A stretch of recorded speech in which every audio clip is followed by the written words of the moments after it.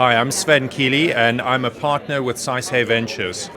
Saisei Ventures is a venture capital organization. We're focused on investing and growing companies predominantly out of Japan, but we also do a lot of investments in Europe and the US.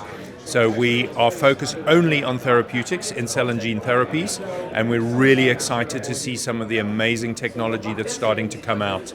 As most people know, things are starting to open up after the last few years of being really tight, and we're seeing some very exciting stuff happening. So keep an eye out, and we've got lots of news coming up very soon. For me, meeting on the Mesa is always a great meeting. It's really a chance to catch up with old friends, make new friends, and really hear about what other companies and other groups and organizations are up to. It's a fantastic place to meet with companies, to understand what their development needs are, what their progress is, and so get updates from companies we already know and get introduced to new companies. And on top of that, it's also to hear about some of the activities that ARM is up to.